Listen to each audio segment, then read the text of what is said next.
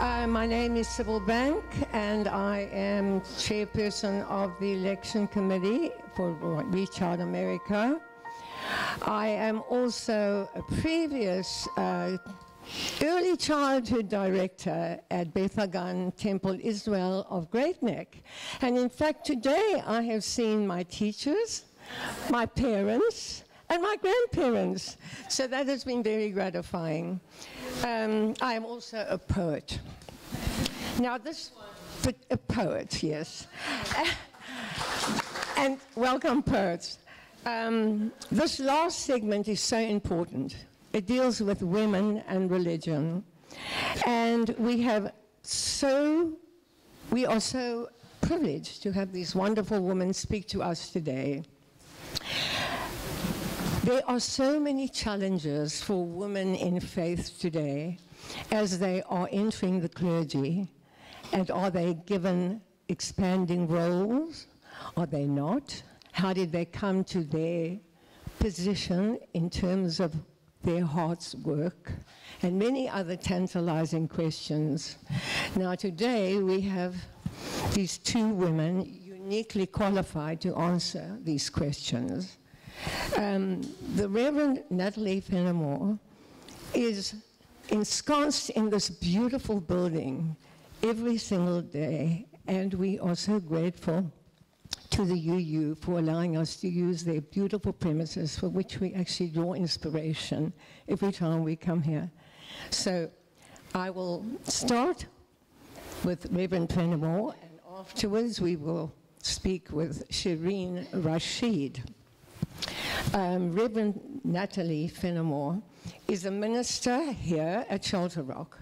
She served Unitarian Universalist congregations in Maryland and Virginia. She holds a master's degree from Hood College, and she's a Master of Divinity from Wesley Theological Seminary, where she is a doctoral candidate. She is a past president of the Liberal Religious Educators Association, which I looked up online, and I can remember it. I was fascinated. And Shaireen Rasheed is a professor of philosophical foundations at Long Island University. She received her PhD from Columbia University. She has written extensively on gender, identity, sexuality, Islam, and the war on terror, including an existentialist curriculum of action during the academic year 2014 to 2015, when she was a visiting professor at Harvard. And I am so looking forward to hearing their thoughts on this very interesting topic. Thank you. We're going to start with Reverend Fenimore.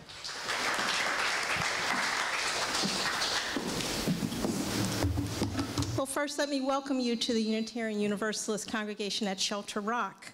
We are honored to host you on a regular basis, and today I hope that you all have an opportunity to take advantage of our grounds. You may or may not know there are trails in the woods, and you're welcome to travel them. There's also a reflective meditation garden down near the parking lot, and you're welcome to sit and enjoy the beauty of the day. We are stewards of this place, not owners, and we share it freely with you. We do find it refreshes the spirit to have a place to rest. So I want to begin by talking about a West African symbol, the Sankofa bird. The Sankofa bird travels forward but looks back. This is a way of talking and thinking about how we gather wisdom and truth and lessons from the past to help us move forward. How we must incorporate both this movement forward and this gathering of the good from the past.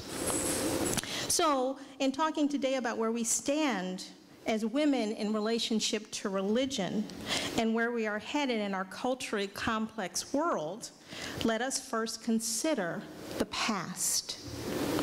First of all, although we often think it to be the case, we are not the first human beings to live in a culturally complex or diverse society.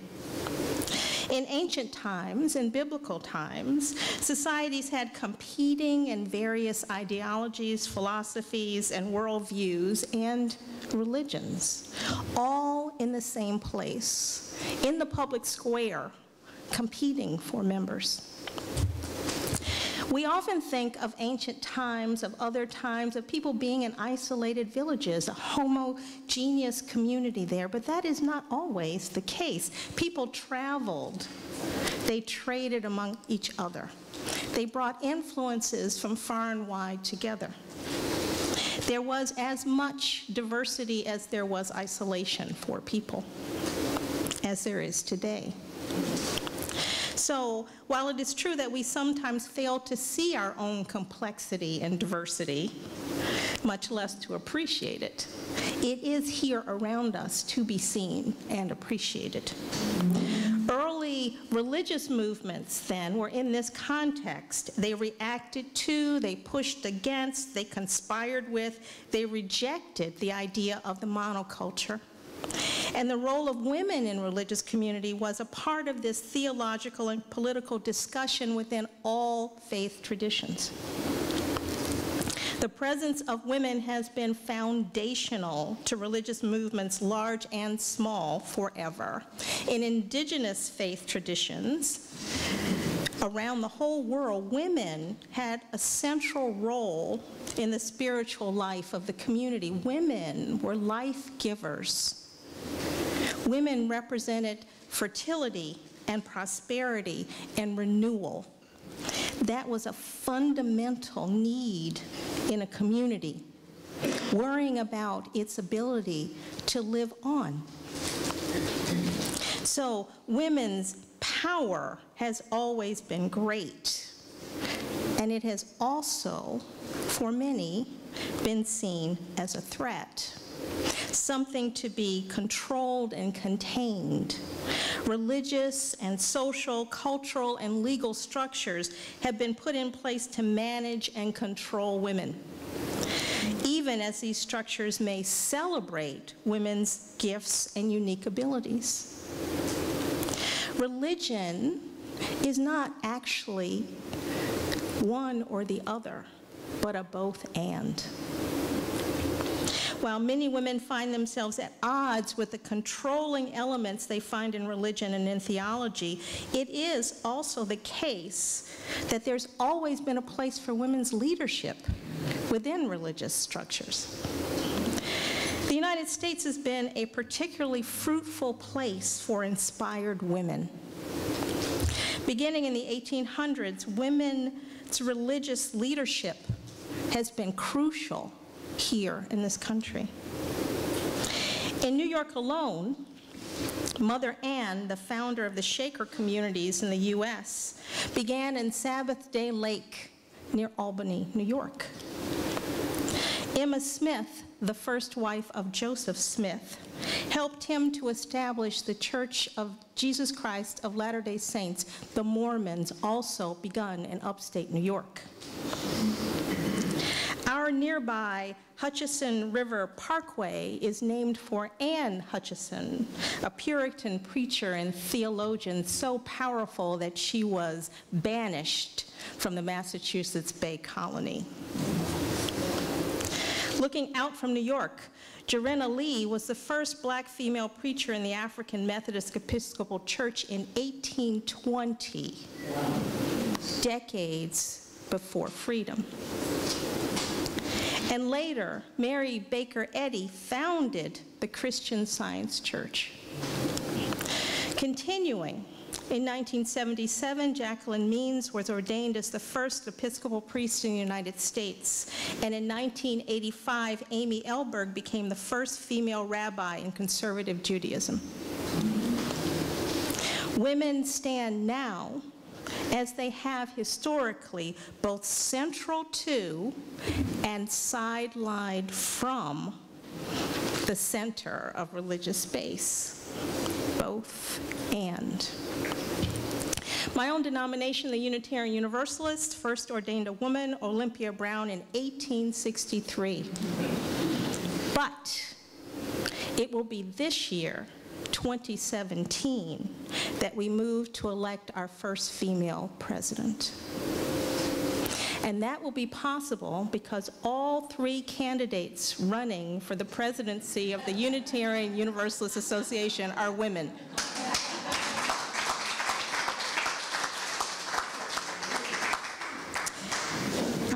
I want to also say, not to toot the horn of my denomination too strongly, not to toot it.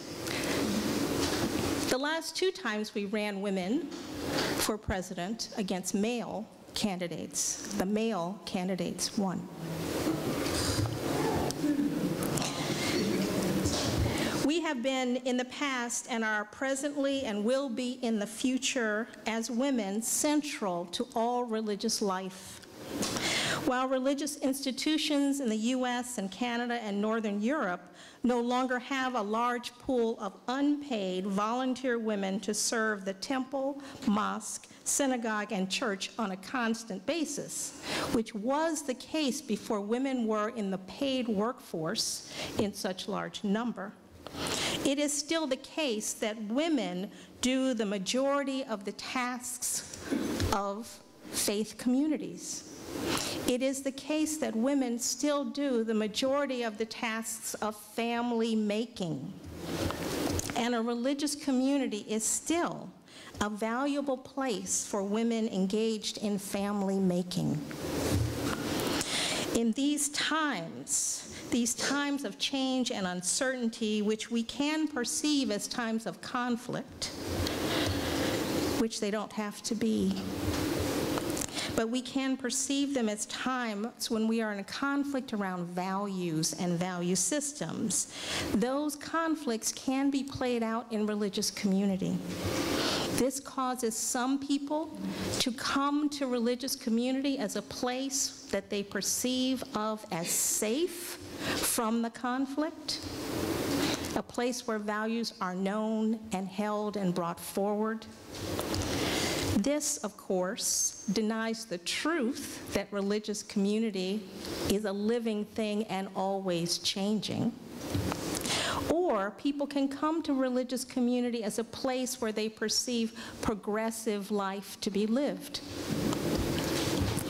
Often, religious community is seen by everyone as an anchor in a storm. Women who are often battered about in a storm are often held in faith communities. Religious community is also a place to reinforce and pass along cultural learning, cultural expectation, and cultural history. As many of us know, our religious communities are often divided along cultural, ethnic, social class, and race lines. For all that is negative about that, the positive of it is that our religious communities are a place where we can deposit history and access it when needed. As our society changes and changes rapidly, religious community can be a place where we are held with a certainty of knowledge about who we are, defining our identity, the identity of our children, youth, and families, and often, consciously or unconsciously, defining our identity as women. Religious community can and does serve as a place for leadership development and character development. And historically, the religious community has served as a place for skill and leadership development for women and other marginalized groups. It is often the case that the first place that a girl may learn that she can be in charge of something is in her religious community. I believe that there's still this needed role for women to be in religious life. Still, the religious community has been a place that has hurt women. It has denied our complexity, the diversity of our needs and our roles. It is too often led from this need to control and limit women. A pastoral response and a healing is needed for many, many women. Women must move into religious community in a way that allows them to define their own roles, to take the space they need for what they need. Women must live out and lead in the development of ritual, liturgy, and worship which speaks to their own spiritual growth, their own spiritual, emotional, and psychological reality. We as women must hear the call to faithful justice toward women and children, which are inherently and specifically stated in all Scripture. We need to tell the stories of women's strength and leadership in religious community. The story of Khadijah, the first wife of the Prophet Muhammad, the one he ran to reassure him that he was really the Prophet Muhammad. We must hear the stories of the women of the Hebrew Bible, women who have led their people, who sing their songs, who hold their community history. Do we know the story of the Orthodox Saint Tekla, who traveled with the Apostle Paul, or only the story of the Apostle Paul? In his Easter sermon, Jim Wallace of Sojourners magazine told the Easter story this way, from his perspective as a Christian progressive. On the first day of the week, very early in the morning, the women took the spices they had prepared and went to the tomb. They found the stone rolled away from the tomb. But when they entered, they did not find the body of Jesus. While they were wondering about this, suddenly 2 men in clothes that gleamed like lightning stood before them, and in their fright, the women bowed down their faces to the ground. But the men said to them, "Why do you look for the living among the dead? He is not here. He has risen." Wallace says, in so many of the gospel stories that are familiar to us, women were behind the scenes, always there, always present, always faithful, but nearly always in the background and hardly ever mentioned by the men in the stories, and certainly not the ones writing the stories. Their testimony as women was not even admissible in the court under Jewish law. The word of a woman had no public credibility in a patriarchal culture. But God chose to reveal the miracle of Jesus' resurrection first to women. They were then told to report the astonishing news of the empty tomb to the men. The women at the tomb have always reminded me, he says, of other women, like the mothers of the disappeared in Latin America, who in country after country were the ones who, when things were at their worst, when the violence of military-ruled countries was most grotesque, when the suffering was so horrible, came out time and again and stood alone before the military and before the world, testifying for their loved ones and for the truth. Women always put their lives on the line and played key roles in transforming many African countries, the peace movement in Northern Ireland, and in the hopeful beginnings of the Arab Spring protests. I also think of the women at the tomb when I think of the mothers of the movement, mothers of young men and women of color who have died at the hands of law enforcement while in police custody or as a result of gun violence. We know the names of their children: Trayvon Martin, Michael Brown, Sandra Bland, Eric Garner, Dante Hamilton, Jordan Davis, and so many more. Their powerful testimonies on behalf of criminal justice reform, racial justice, and common sense gun control speak to the power of these women to raise their voices for justice and hope in the face of unspeakable personal tragedy. We have also seen women disproportionately leading the broader Black Lives Matter movement, often on the front lines of protests where police and military gear have been all too willing to use force against overwhelmingly nonviolent protesters. We have seen it in so many places. When things get rough, when things are at their worst, when everyone else flees or is in hiding, very often it is the women who stand up, offering themselves, becoming completely vulnerable as they submit to the risk of death.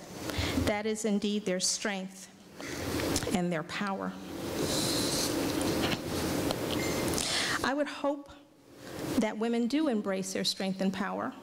I would hope that there come a time when they can do it without risk of death in doing so. Our strength and power in religious community is our willingness to stand and testify, to be a living testimony to what it is like to bear a child, to bury a parent, to walk hand in hand with a loved one in celebration and in illness. What it is like to make a lot of potluck suppers, what it is like to stand up and ask your rabbi to tell a story in a different way, what it is like to say that you wish to move to a different location in a mosque, what it is like to honor the Hindu goddesses above the Hindu gods. These are what we are called to do in religious community, which is complex, which is diverse, but which is a place for women to move into their power, to nourish their spirits and their souls. Don't walk away because of a patriarchal structure which has hurt you. Transform that structure. This is where faithful women are headed in the world, being leaders for equity, peace, and justice, and caring for their own spirits. Thank you.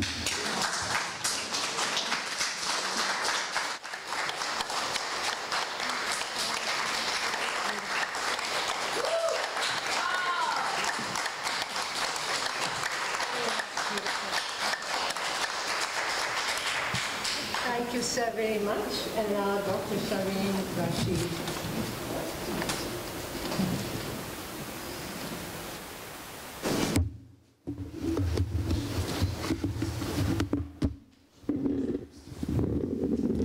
Good afternoon, everyone. Salam, shalom, blessings to all of you. Thank you, Reverend Natalie, Rita, and I feel honored and blessed to be part of this, and thank you for that moving, transformative, and amazing, inspiring talk that we so need right now. My work, what I'm going to be sharing with you, is what I've been working on for a bit, and I sort of put into question why we are not asking those questions, why we are not looking at women as role models, what is happening, because you had Bibi Khadija, you had Mary, you had these beautiful women who just sort of were the emblems of what our spirituality and our religion is about, and in history itself. But recently, what has been happening is that women's bodies, women's lives, and women's identities have been hijacked. Hijacked by politics. A politics of in this talk, my talk is called Women's Sexuality and a Politics of Religiosity. And as opposed to hearing these kind of anecdotes and these kind of transformative spaces where women took back their voices and really changed who they were and created these spaces of change, and they're everywhere. What is happening right now, and this is what my work focuses on, is something very different. Women's bodies have become a site for politicization, a site where religion is suddenly used, and they have become the prototypes to forward and perpetuate an agenda which very rarely are women part of. And this is exactly what I'm going to sort of talk about. I apologize. I should have given a heads up about a PowerPoint, but I didn't. So I'm going to read this, but if you all want, it is available. So my presentation will explain, and just to give you a little bit of a background, when I'm looking at all of these positive, and I had a mother who was a widow, who was a feminist, who really instilled in all her daughters this notion of transformative change, and we owned it. And then when I see these sort of debates on women, it really started making me think that why is it so it's this dichotomous debate, right? Whether from the right or the left. So what my presentation is going to explain is how the current discourses around discussions of women, religion, and sexuality is polarized in the current political climate within two dichotomous paradigms, namely one of secular liberalism, laicité, and I'm going to talk about that in France, in Europe, that's happening a lot, And on the other hand, religious fundamentalism, which is happening in the Middle East and right now in the USA, which is, I'm sort of really, so what's happening is women have become tropes in these very polarizing discourses, right? So what I'm going to talk about is any discussion on and about or of a woman is either sexualized, desexualized, or eroticized. So after problematizing these two dichotomous discourses, what I offer, as Reverend Natalie suggested, is we need to reclaim our own space and to pitch this. This book is coming out in August, so I'll look forward to hearing from you and feedback about this, because I'm still editing my last chapters, is the notion that it's really important in this dichotomous framework that we need to take back our own narrative. We need to take back our own spaces, and we need to take back our own voices. And so I'm going to talk about that. So the outline of my talk is going to be the polarization of women has been subjects of either sexualized or desexualized. It's very interesting. After 9/11, the whole and the war on terror, and this war on terror that George Bush was talking about, became a war against freeing women. Women in Afghanistan had to be freed very soon. And the New York Times is the face of a woman who was veiled, face of Afghani women being oppressed. And that's how Muslim women's tropes have been used within the media right now, right? So what is really interesting is nowhere in there is the notion of what is the Muslim woman's voice? Who is that? What does it look like? And what is happening there? And that's happening and the only way it's being represented in the West is in terms of we need to save the woman. We need to help her overcome oppression. She's very desexualized. We need to change that. And in the West, and in this whole language of laicite, which I'm going to go into, you have this over-sexualization, uber-sexualization of women, with the banning of burkinis and other kind of things. And now the latest is that women, last week, I was reading, because I was doing the presentation, a girl was suspended from school for wearing a skirt that was too long in France. So you have this over-sexualization of women. Yes? Yeah. So lots where that came from. So then anyway, so what I'm talking about is, and then you have in Pakistan, I did a case study, you have these women from the Lal Masjid, the Red Mosque, who were called the chicks with sticks, who had taken on these very performative roles, these women who can only see their eyes, and who taken on this almost militant form of feminism in their own very skewed, perverse way of rethinking their religion, rethinking and reclaiming their space in a very patriarchal way. And when I spoke to them, and I said, why are you doing that? Because what do you want? And they said, we want stuff that is very civil. We want the girls, our rights, our girls to go to school. We want 3 square meals. And I said, why are you using these really performative spaces of militant ISIS kind of sponsored Islam that you're using to say that? You know what they said? They said that's the only way the media will look at us, will listen to us. So you know what?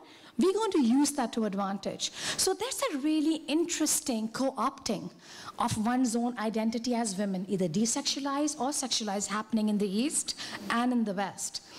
So then what I talk about is and then there's the problem of discourse of difference and tolerance, right? When we talk about, in these discourses, we talk about tolerance in terms of, yes, the tolerance for a woman to show her body, the tolerance for a woman to sexualize herself. And it's not tolerance in terms of Martin Buber's notion of tolerance for those, I and thou. When I see the other is part of who I am. And in me, I'm recognizing the other recognizing me in their spiritual framework, is the notion of the self comes in, from the notion of inception of difference. This is about appropriation, using identities, using the discourse of tolerance to perpetuate a notion of appropriation of the other, which is really problematic. So Lucy Irigaray, a French philosopher, talks about difference in a very different framework. She talks about difference in understanding difference, understanding the other, knowing that the other is different from me, and in knowing that the other is like me. And how do we understand that with an ethical framework? And she uses the ethics of the erotic to talk about that. And that's the third space I say we have to get. That's the only way I feel. Very similar to what Reverend Natalie said, is the way we can overcome this dichotomous narrative and reclaim our sexual spaces, our ethnic spaces, our racialized spaces, and our identities as women. So, and the significance of her work is a way I use to combat the problem of Islamophobia, the religious right in the West, sexism and homophobia, and how it responds to sameness difference problems that repeatedly manifest itself in notions of liberal democracy, of modernity and liberation. So, just to get a little bit, because I saw a lot of sort of gasps when I said that, to give you a little bit of framework, how religion and the notion of liberalism and laicite is now being used in Europe right now. And my current work is in Austria and Germany, and I'm looking at immigration rights post-World War II and the concept of nationalism, the problems with the concept of nationalism in Germany, which is seeping into other parts of Europe right now. So the Austrian president, yesterday this was, in the face of increasing pressure to ban the veil, stated that all women should wear the hijab in solidarity against Islamophobia. So every woman now, which is a very problematic discourse, if I don't want to wear a hijab, I don't want to wear a hijab. Why are you showing solidarity with women by wearing the hijab? So Muslim women are sort of viewed in these sort of ways. So France has banned burkinis on the beach, saying they do not conform. For those of you who don't know what burkinis are, they're like swimsuits for when you go underwater swimming. And they said we have to ban them because they do not conform to French values of freedom and laicite. Last week, a French schoolgirl was penalized for wearing a skirt too long for her. Angela Merkel, the Chancellor of Germany, has banned the niqab or the full-fledged veil. Dutch MPs also voted for prohibition of the niqab in the Netherlands last year, and that covered public transportation, education, healthcare, government buildings, and punishing any infrastructures with fines. Support for bans of full-face veils in Europe has been growing, since France became the first country to implement such a law in 2011, followed by countries including Belgium, Bulgaria, with partial bans being imposed in Austria and parts of Spain, Italy, and Switzerland. Now, what's happening in the United States? In terms of the ban on veil, and in terms of that, we are very good, because we have state to state, and we figured out, I think, multiculturalism to a large extent. We have issues which we need to go. There's a big learning curve. But that aspect of laicite is not happening. What is happening is I'm going to share with you. So the whole notion of women's sexuality and the political space under the current administration, let me just give you a little bit of examples. Some states, like Ohio, passed a bill that effectively bans abortion with no exception for rape or incest after 6 weeks of pregnancy. Jan Porter, an activist against the criminalization of religion, who has been pushing for this Ohio law since 2011, said it's a brand new day when Trump appointed Supreme Court is elected, because you're very hopeful in overturning Roe versus Wade. Sessions and Price both voted against the Federal Violence Act against women when it last came up for reauthorization as well as abortion. President Trump signed as executive order cutting off U.S. funding for global women's health organizations worldwide if their council referred or advocated for access to abortion. Trump has also threatened to end funding for the United Nations, and specifically for the UN Population Fund, which provides contraceptives to tens of thousands of women in Africa and in some of the poorest regions of the globe. Some of his advisors have described this U.S. gender programs as dangerous and part of a radical feminist agenda, the F word, that promotes prostitution, sexual promiscuity, and breaks families around the world, to take some quotes. So Trump's top advisor, Steve Bannon, whose website Breitbart has been pushed out sexist, misogynistic, homophobic content, and conservative groups like CFARM, which is deeply critical of the current UN and the State Department's gender on women, is promoted in this whole sort of concept. Just look up CFARM and you'll find a lot of work over there. So what I try to talk about this, what is happening? Reverend Natalie spoke about this notion of how women are, even though from the center, have been relegated to the margins in religion. Why is that?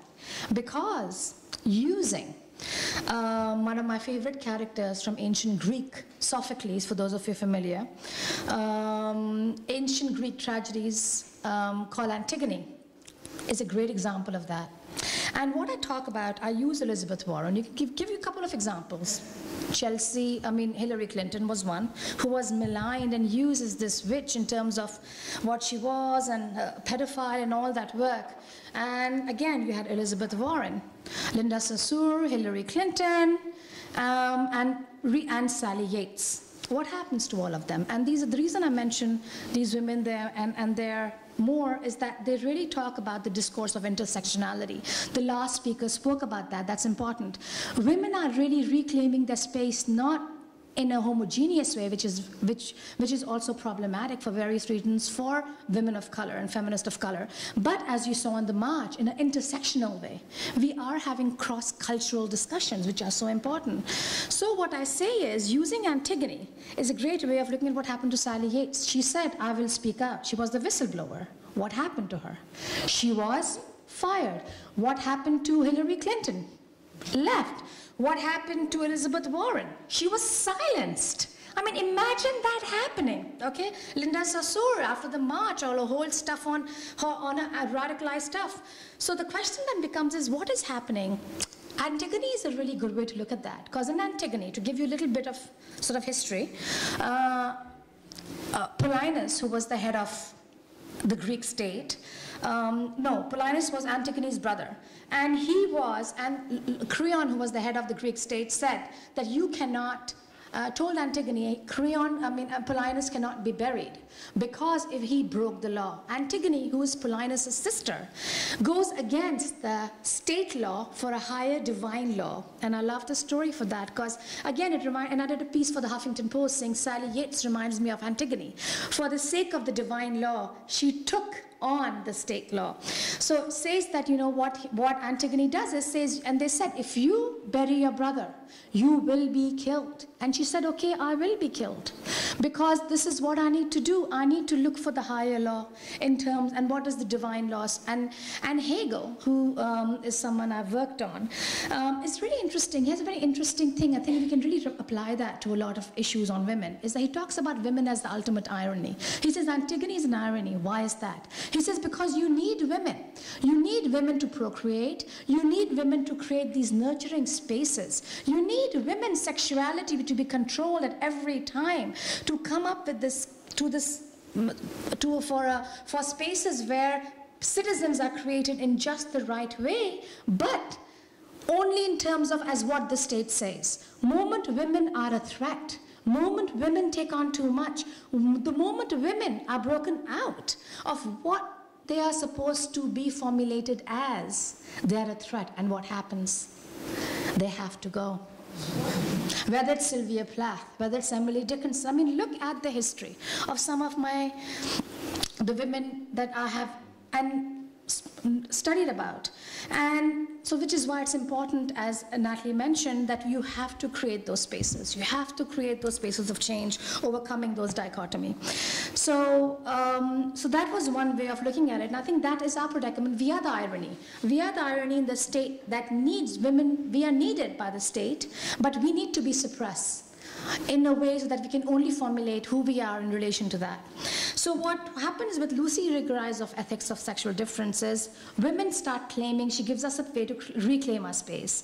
Her notion of difference exists in a space that attempts to reinvent experience against these notions of identity and difference and the logic of sameness and power relations that are instituted in it. She offers us a space of radical difference where the self and other are different in their sameness and exist in an ethical framework. To close then, deconstructing racist discourses of self and other, deconstructing racist discourses of sexuality, women, religion, heteronormativity, particularly those that emphasize the need to modernize tradition, culture, and religion, right? Either we are Wrap up. Done. So either we are sort of celebrating a woman's sexuality or totally desexualizing her. What we need to do, using irregularized work I talk about, is create that third space where a woman's identity is not homogeneous, monolithic, but one that is shifting, changing, contradictory, and one that we are reclaiming and writing. Because in this whole discourse of dichotomous on women, sexuality, and politics, what is left is we need saving.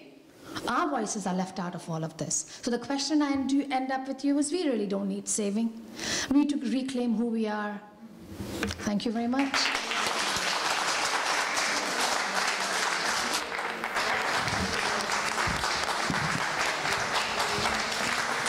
Thank you very much.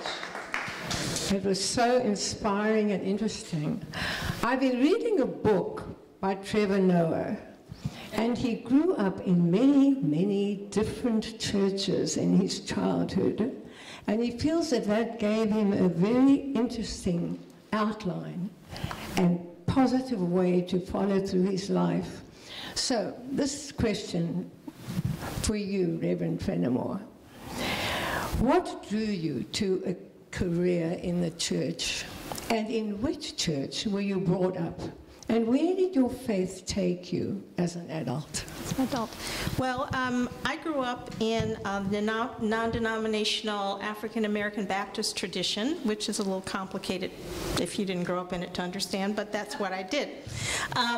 Which means that I grew up in a Baptist theology that was culturally African American and Southern, even though I grew up in the North, and which means that it had congregational polity, which means that each congregation, each church is independent and calls its own minister and runs its own business. Okay? I came to Unitarian Universalism as an adult, and part of my ability to move with it is Unitarian Universalism is also congregational in that this congregation voted for me as minister. We don't have bishops. We vote our leaders. We're going to vote for our president of our association. Each congregation is independent and chooses to come together in the association, which is like a denomination. So that was sort of my background, my movement into Unitarian Universalism. I began my work in congregational life, I guess about 19 years ago now, and I began in religious education. And that's always been very central to my understanding about ministry. I think about religious education as applied theology. Sort of, here's the big theology thing, and then how is it on the ground? So, for instance, in Unitarian Universalism, it comes from two traditions. One Unitarian, one God is the actual thing of that, sort of anti-Trinitarian, one God. In that way, it is like Judaism and Islam. And Universalism, all saved, no belief in hell.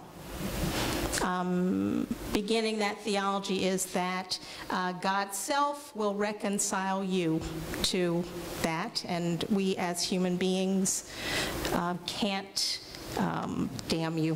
What do we know? You know? We got our own problems to worry about. We shouldn't be so much condemning others. So those two faith traditions came together to form the Unitarian Universalist Association in 1963. So the on-the-ground thing, when I'm with children and they're struggling with, oh, you know, they're bullies in the schoolyard, and you tell me that I'm supposed to love everybody, and you know how hard that is, right? And so that's what I enjoy about applied theology, is we all can talk about this up here, but on the ground, and and kids will bring you right there on the ground. So then that's a question for them and a conversation with them. How do you live your faith? I think we make a big mistake in telling people that faithful living is easy. Faithful living is very, very difficult. And that's why we join in community, so that we can help each other to do that hard work of faithful living. And as I talked about, religious community is being a central place for women, because family making is also very difficult work. And we join together to do that together over a lifetime. To be in relationship with another human being for a lifetime is hard work. And we come together to make that easier, to do that job more easily. To move out into the world as women to try to bring justice and peace is a hard thing. That's why you got 1 million women going for a march someplace, because it's a hard job to do on your own. And so I think of religious community as a place where we come together so that the things that are harder for us to do as individuals can be made more easy by being together to do them. Thank you.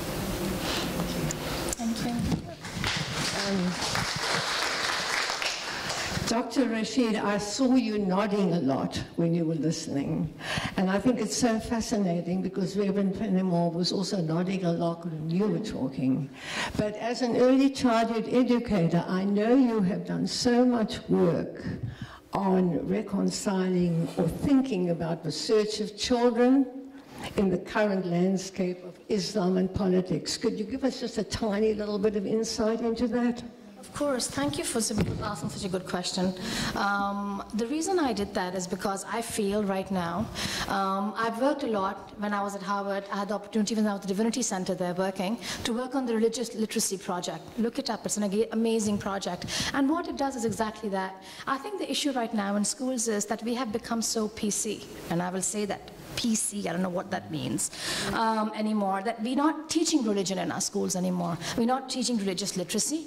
We're not teaching religions. And we are not, our students and our teachers are not making an authentic attempt to inform themselves of the stereotype versus what is happening in a religion and how it's practiced. With the result that we have students, generations of, and there's no talk of spirituality at all. So we have generations of students and teachers and parents, and growing up in this sort of environment where there are misconceptions, stereotypes, and what people see in the media or the news is internalized. And I have a child who's 14. And so we have these kind of thing who comes and says, I don't like being who I am, because what I see is what everyone sees me is that kid on TV as a terrorist, as someone whose religion is violent. And I'm like, you have to then be able to talk about it. And what I'm realizing a lot of times, and that's happening, I think, to marginalized students of color, to marginalized communities of faith, and right now to people who are sort of facing Islamophobia, is that I'm realizing they're internalizing it. It's not something like, I need to go and talk about this. It's something I don't want to have anything to do with it. Because you know what? This must be true. I must be less than. So using religion in the public space, as you talk about, as Cornell Wells talks about, as sort of applied theology, as a work, as a verb. And when I say Islam, Judaism, Christianity, these are all verbs. You have to act it. So show it in who you are, as opposed to having nothing to do with it. So what we are doing, actually last week, before I was at Berkeley on a conference that on Islamophobia and anti-Semitism, was that there was a talk I gave for 250 professional development teachers in Long Island, because they came to me and says, Dr. Rasheed, we want, our ethnographics are changing. We want to be able to teach our different demographic kids, including our Muslim kids, who are feeling very marginalized right now, our Hispanic kids, who are feeling very, very vulnerable.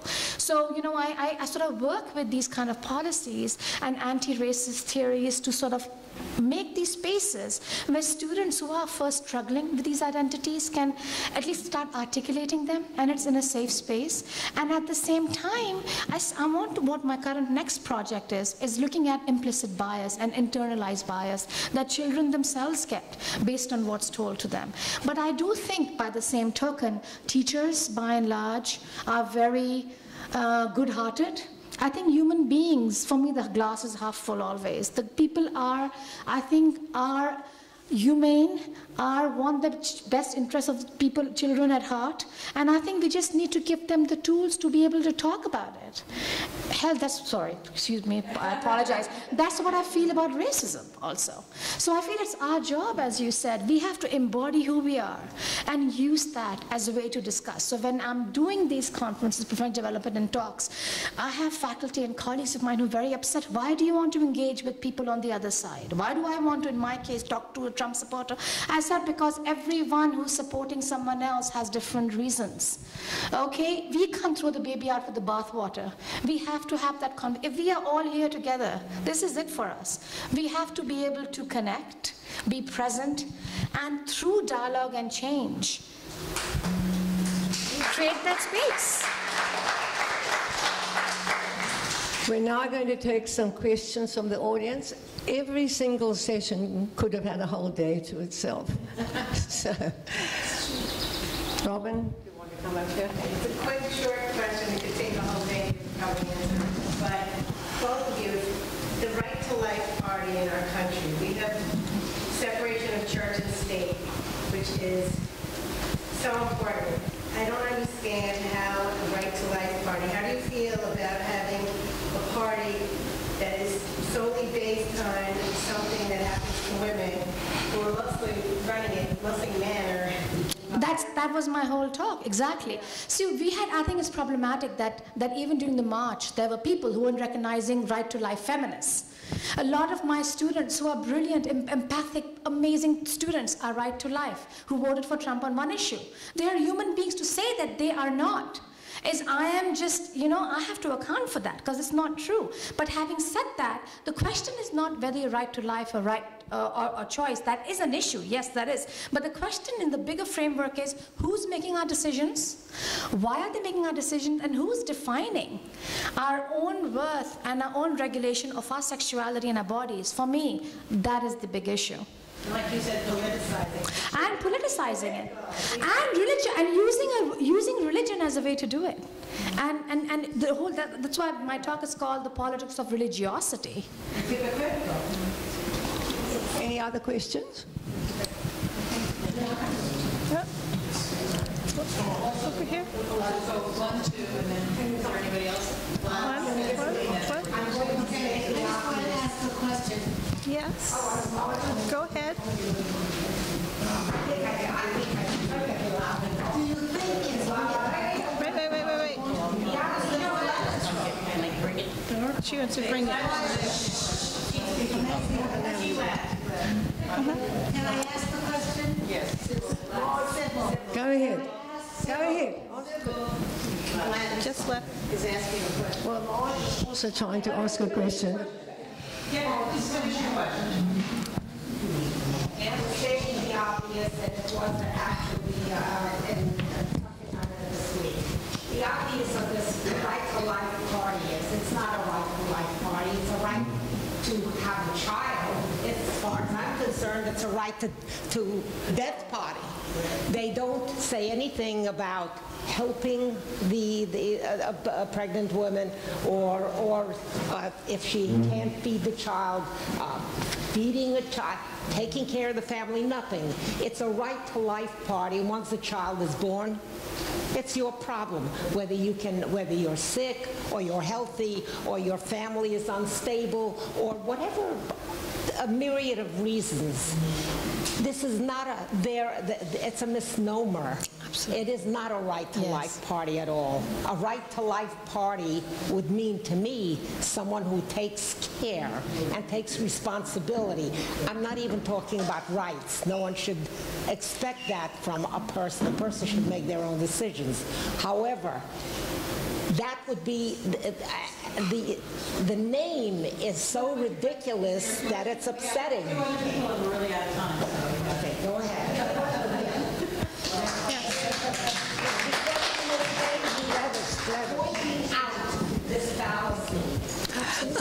Thank you very much for your very enlightening presentations.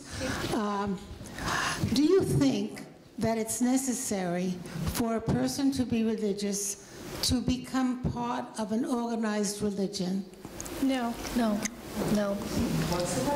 No, it is not necessary for a person who has religious feelings or inclinations or spiritual ones to be part of an organized religion. However, as a person whose job is in an organized, I can, as I said, I think it does speak to the power of community that is present in religious institutions, and the power of community and tradition over time. It does connect you to something, and it does put you in line to push something forward. So I think that is what has kept religious institutions alive forever, is that. But people can stand outside of it, and people can come in and out of it. Thank you. Hi, I have two quick things. My first one is, talking about women like taking their space and taking their power in religion, is how do you do that? Because like with politics in general, you can see that more as something that men created and women have the power to take that away. But God is like, the way I was raised, God is untouchable. So when you're talking about women finding their voice with that, that's, you're challenging God, you're going to rewrite the Bible, so how do you deal with that? Do you want to go first? Yeah, I'll go first. I think first, when I went to seminary, there was an essential rethinking that took place at my seminary. We were not allowed to gender God. So just as a way of sort of changing your thinking. So it was God self, or if you did slip and say God he, then the next time you had to say God she. So it was an understanding of moving beyond the limitations that we had put around gender, and to imagine God as something outside. In the Muslim tradition and in other traditions, there is no, you don't do a representation of, a visual representation of the Creator in order to push back against how you will then start to put the Creator in a box of human making. So I think what we're talking about in terms of everybody in religious community, understanding the gift of religious community is to move us beyond the limitations we put on ourselves. And that's a constant working and a constant movement. So it isn't really about women retaking power. It's understanding that the gift of power is inherent in the religious and spiritual experience. Absolutely. It's human work around that has boxed it. And we need to keep pushing against that and finding and making space for what it's religion, democracy, faith, love, all of that stuff, those big ideas, we have to keep pushing to find where they really are. They're not limited the way that we limit them. So thank you, Reverend Natalie. And just to sort of add to that, there's a whole aspect to Islamic theology, that's Sufism. And so in Sufism, and Rumi, al-Ghazali, and I myself is a Sufi. And the whole concept of gender is very interesting. Because if you read Sufi poetry, all I've read Rumi, it's very erotic. It's very sexual. It's between the lover, the agape between God and the self and human is between lover and the beloved. And so that whole concept is a very imminent concept. And there's a whole thought of thinking within the Islamic faith itself that is God woman, is God man, is God both? And Sufis would claim that God is how you interpret and live that in that space of being with the beloved. And some of the poetries of al-Ghazali and others really reflect that.